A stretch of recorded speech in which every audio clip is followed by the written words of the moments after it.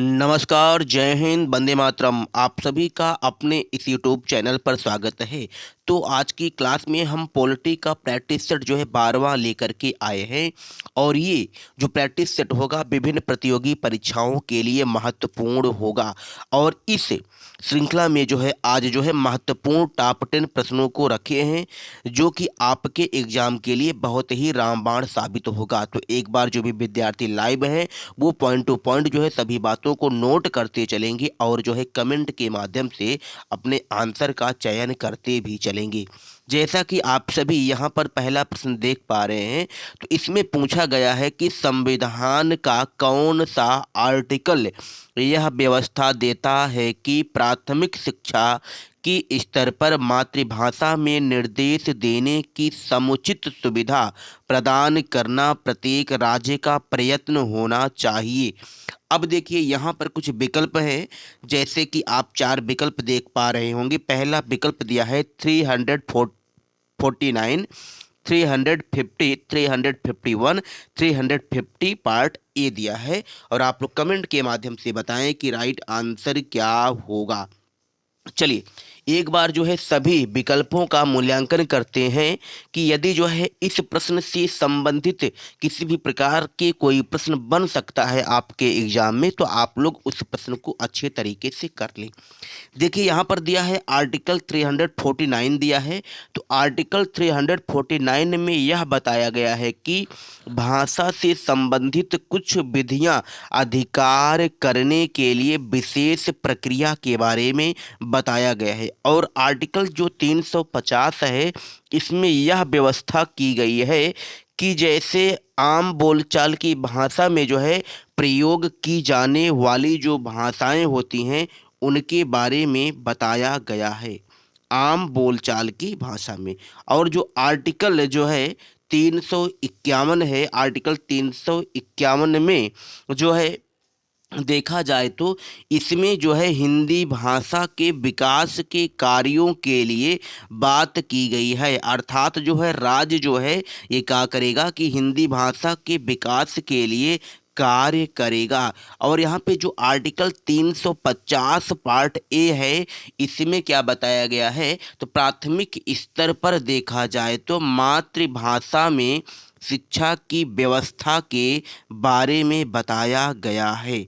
और इसी प्रकार से देखें तो एक आर्टिकल आता है 350 पार्ट बी आता है।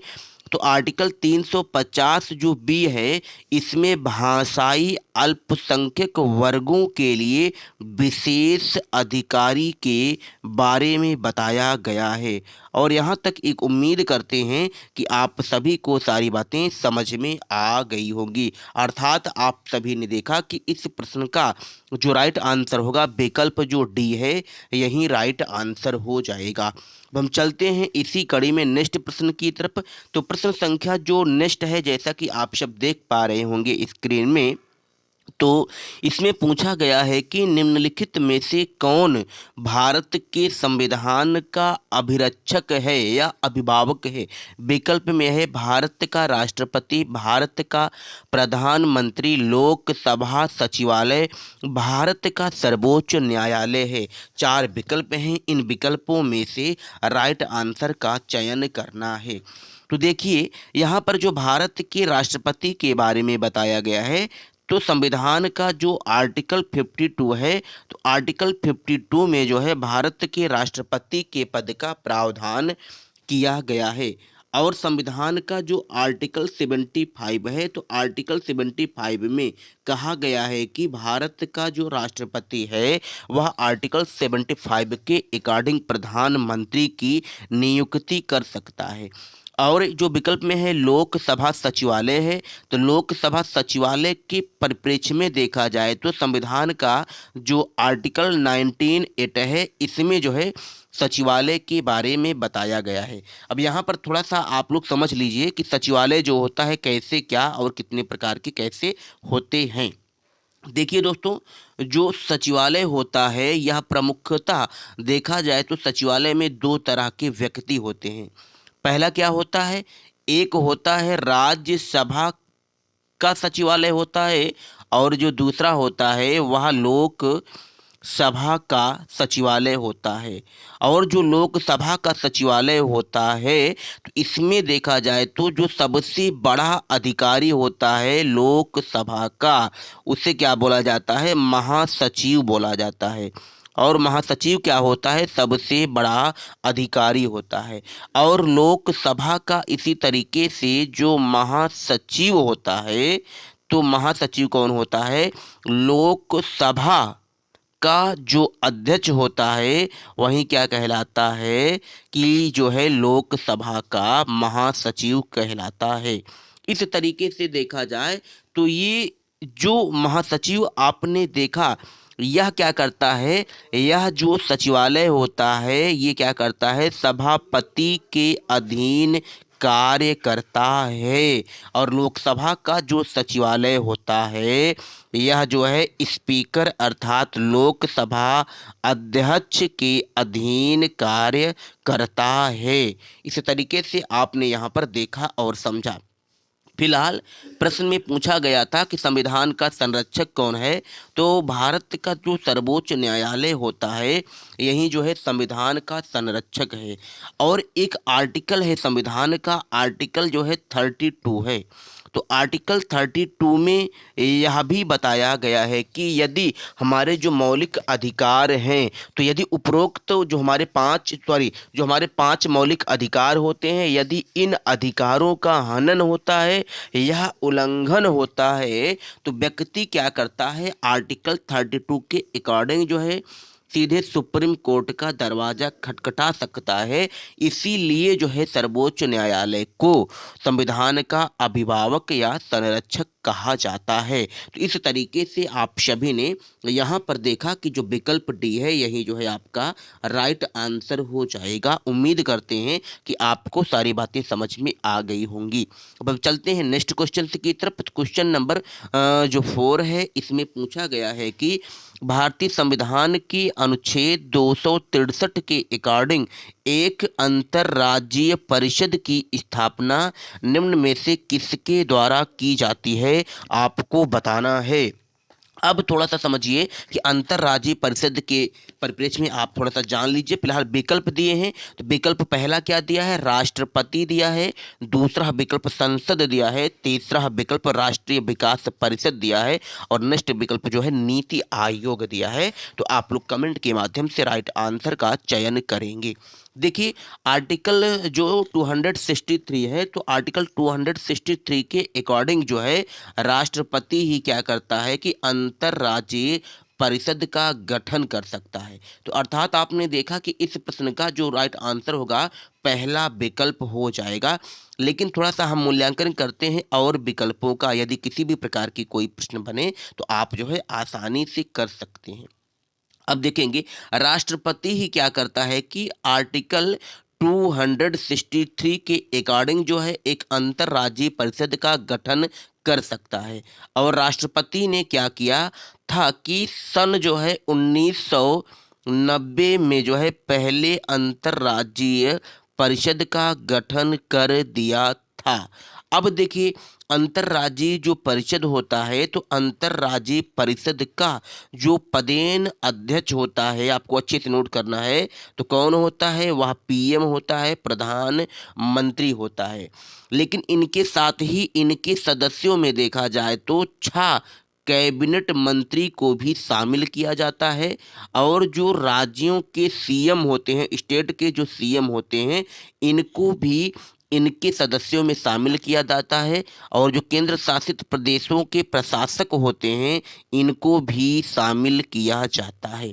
यदि आपसे प्रश्न किया जाए कि अंतर्राज्यीय जो परिषद है, ये कैसी संस्था है अंतर्राज्यीय परिषद, तो अंतर्राज्यीय जो संस्था है दोस्तों, एक जो है परामर्श दात्री या परामर्श देने वाली संस्था है। अर्थात अंतर्राज्यीय परिषद क्या हो करती है कि केंद्र और राज्यों के बीच यदि कोई विवाद होता है, तो उन विवादों का निपटारा करती है। अर्थात यहाँ पर देखा जाए तो यूटी और स्टेट के बीच जो है मधुर संबंध जो है बनाने का कार्य कौन करती है? तो अंतर्राज्यीय परिषद करती है। उम्मीद करते हैं कि आपको यहाँ तक सारी बातें समझ में आ गई होंगी। अब देखिए यहाँ पर जो है विकल्प में राष्ट्रपति दिया है, तो राष्ट्रपति को आप जानते भी हैं कि आर्टिकल जो 52 है, तो आर्टिकल 52 में राष्ट्रपति के पद का प्रावधान किया गया है।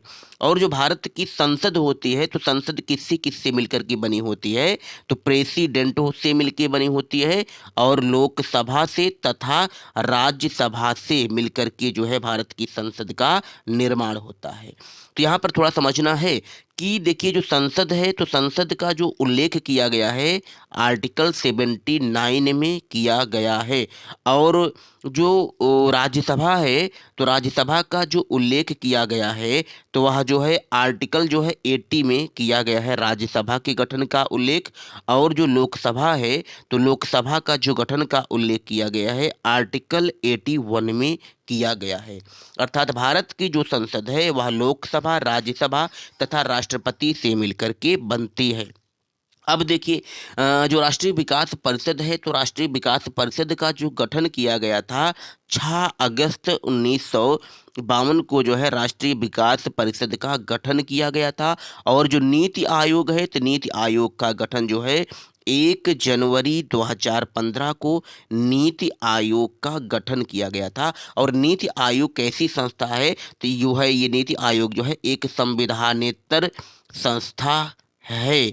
और नीति आयोग का गठन जो है किस आधार पर किया गया था, तो मंत्रिमंडलीय संकल्प के आधार पर किया गया था। और आप सभी को पता होगा फिलहाल कि एक जो है पहले एक समिति थी, योजना आयोग थी। और योजना आयोग जो थी, इस योजना आयोग का ही परिवर्तित नाम क्या है, तो जो परिवर्तित नाम है नीति आयोग है। अब हम चलते हैं नेक्स्ट क्वेश्चन की तरफ। उम्मीद करते हैं कि यहाँ तक आप सभी को सारी बातें समझ में आ गई होंगी। क्वेश्चन नंबर 5 में जैसा स्क्रीन में आप सभी देख पा रहे होंगे, तो प्रश्न पूछा गया है कि भारत की संप्रभुता, एकता और अखंडता को धारित और रक्षित करना, यह प्रावधान किसमें है, आपको बताना है।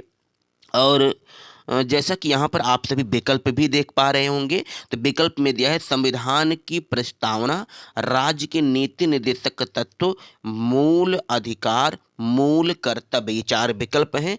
अब आपको बताना है कि राइट आंसर क्या होगा।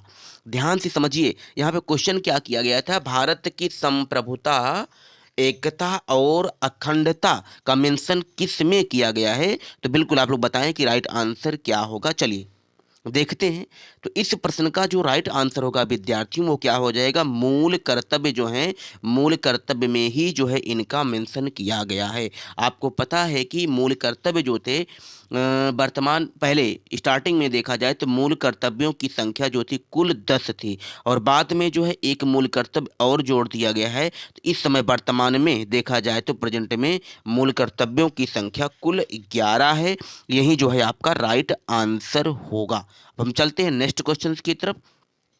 तो क्वेश्चन नंबर जो 6 है, तो इसमें क्या पूछा गया है कि भारतीय संविधान के आर्टिकल में यह वर्णित है कि ग्राम सभा ग्राम स्तर पर ऐसी शक्तियों का प्रयोग और ऐसे कृत्यों का पालन कर सकेगी जो किसी राज्य के विधान मंडल द्वारा विधि द्वारा उपबंधित किए जाएं। अब देखिए यहाँ पर 4 विकल्प हैं। जैसा विकल्प में आप लोग देख पा रहे हैं आर्टिकल 243 का 243 खा, गा और घा, ये 4 विकल्प हैं। आप लोग बताएं कि राइट आंसर क्या होगा। चलिए आप लोग बताएं। बिल्कुल ये जो प्रश्न है, इस प्रश्न का जो राइट आंसर होगा पहला जो विकल्प है, यही जो है आपका राइट आंसर हो जाएगा। आर्टिकल 243 पार्ट जो का है, इसी में ही ग्राम सभा के विषय में बताया गया था। और हम विकल्पों का यदि मूल्यांकन करते हैं, तो जो दूसरा विकल्प है, तो 243 खा है। तो 243 खा में देखा जाए तो पंचायतों के गठन के बारे में बताया गया है। आप सभी नोट भी कर लेंगे, पंचायतों के गठन के विषय में बताया गया है। और जो आर्टिकल जो है गा है, तो इसमें क्या है, पंचायतों की संरचना के विषय में बताया गया है। और जहाँ पे यहाँ पर देखा आपने कि अंतिम जो विकल्प दिया है, तो अंतिम विकल्प में दिया है 243 घा दिया है। तो इसमें क्या है, स्थानों के आरक्षण के विषय में बताया गया है। इस तरीके से आप सभी ने देखा कि यहाँ पर जो आपका राइट आंसर होगा, तो वो जो है पहला विकल्प जो है आपका राइट आंसर हो गया। अब हम चलते हैं नेक्स्ट क्वेश्चन की तरफ।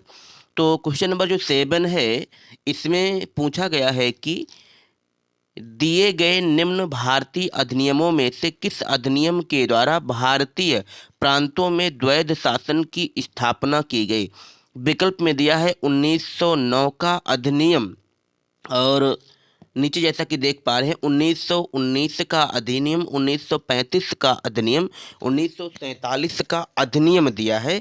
तो आपको बताना है कि प्रांतों में दैध शासन जो है किस एक्ट के माध्यम से लागू किया गया था। तो 1919 का जो अधिनियम है, इसी के द्वारा प्रांतों में दैध शासन लागू किया गया था। और यदि 1935 में देखा जाए तो केंद्र में जो है द्वैध शासन जो है भारत शासन अधिनियम जो है 1935 के द्वारा लागू किया गया। और उम्मीद करते हैं कि आप सभी को यहाँ तक जो है सारी बातें समझ में आ गई होंगी। चलते हैं क्वेश्चन नेक्स्ट की तरफ। तो इसमें पूछा गया 1963 में लोकपाल शब्द का प्रतिपादन सर्वप्रथम किसने किया। विकल्प में दिया है चौधरी चरण सिंह दिया है, ज्योति बसु दिया है, मोरारजी देसाई दिया है, एल.एम. सिंघवी दिया है। तो आप लोग बताएं कि राइट आंसर क्या होगा। चलिए, बिल्कुल जो है लोकपाल शब्द का जो प्रयोग है 1963 में किसने किया था, तो जो है एल.एम. सिंघवी जी ने किया था। अर्थात जो है इस प्रश्न का राइट आंसर क्या होगा, विकल्प जो डी है यही जो है आपका राइट आंसर हो जाएगा। अब हम चलते हैं नेक्स्ट क्वेश्चन की तरफ। तो जैसा कि स्क्रीन में आप सभी देख भी पा रहे होंगे, क्वेश्चन नंबर जो 9 है, इसमें पूछा गया है कि राष्ट्रीय विकास परिषद के गठन में निम्नलिखित में कौन कौन सम्मिलित है, आपको बताना है। विकल्प में दिया है प्रधानमंत्री, वित्त आयोग का अध्यक्ष, केंद्रीय कैबिनेट के मंत्री, राज्यों के मुख्यमंत्री। ये 4 विकल्प हैं। उसके बाद नीचे यहाँ पर आप लोग देख पा रहे होंगे कि कूट दिया है, और इन कूटों में से आप सभी को राइट आंसर का चयन करना है कि राइट आंसर क्या होगा आपका। बिल्कुल आप लोग कमेंट के माध्यम से फटाफट बताएं कि राइट आंसर जो है क्या होगा।